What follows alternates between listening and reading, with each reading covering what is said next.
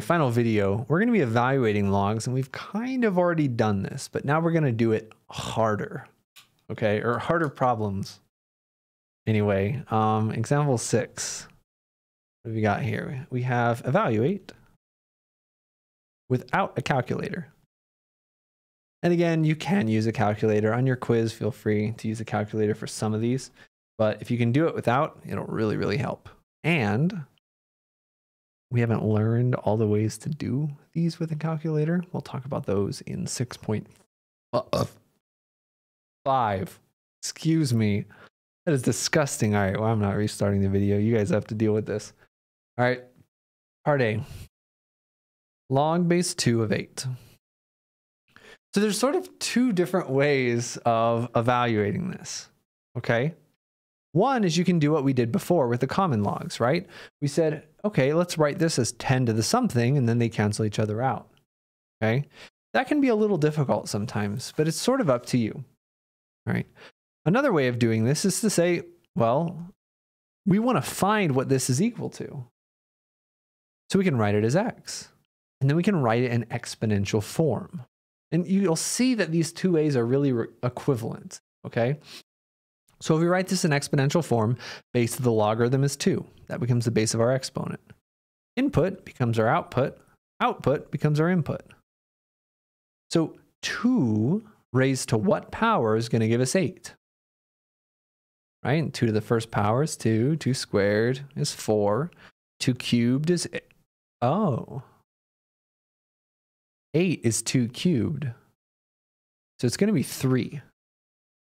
Log base 2 of 8 is 3 because 2 cubed is equal to 8. All right. So that's one way of approaching these problems.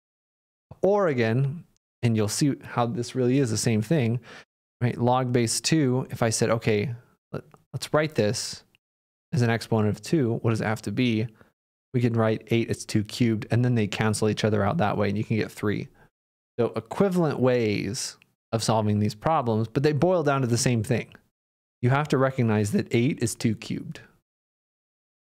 And when we get into fractions, when we get into negatives, that's when things get harder. Okay? Well, let's do it right now. Let's level up. All right? I got my Dungeon Master's guide right here. That's D&D, by the way, if anyone's curious about what I'm a Dungeon Master of. Part B. Log base 3.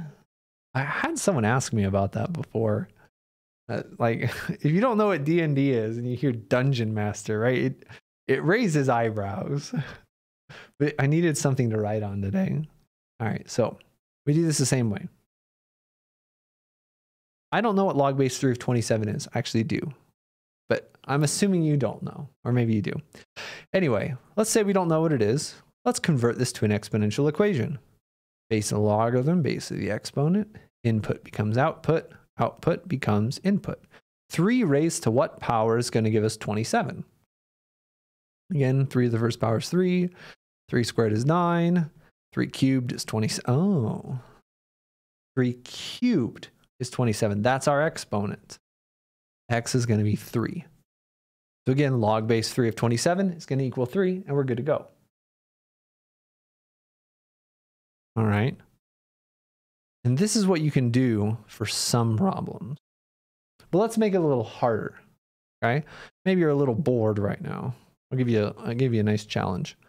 Log base 3 of 1 over 27. This is very related. For 27, the exponent was 3.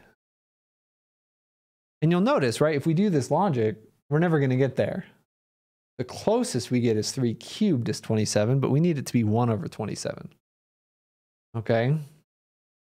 So remember what negative exponents do, right? 3 to the negative first power means reciprocal, 1/3. 3 to the negative second power is reciprocal, 3 squared is 9. So 3 to the negative third power will be that 1 over 27, which is exactly what we needed.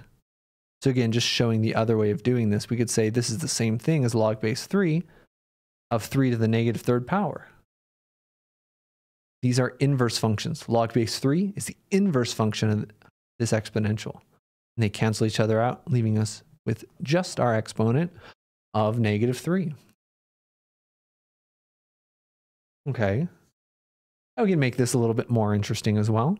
We had something like part D, log base 5 of the cubed root of 5.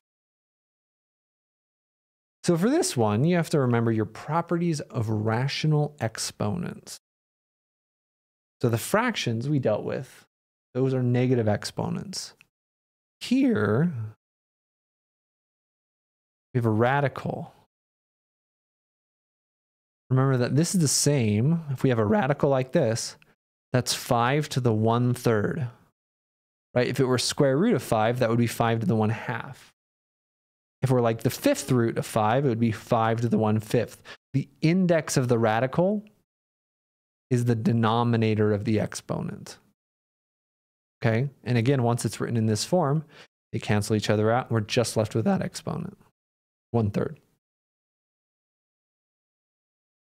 All right, last problem of the section. The natural log of 1. Let's unpack this a little bit. Remember, natural log is log base e. We're trying to figure out what it equals. What does this equal?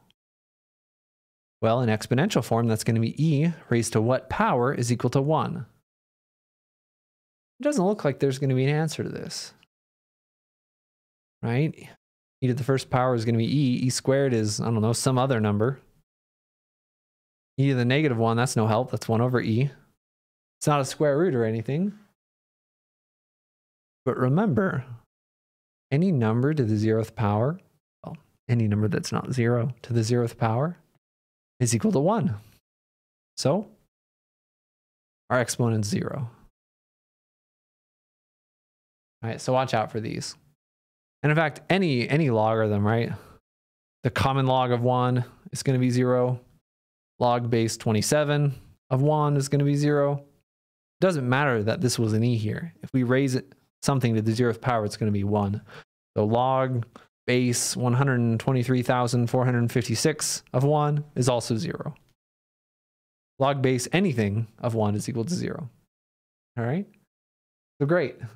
That's the section. Good luck.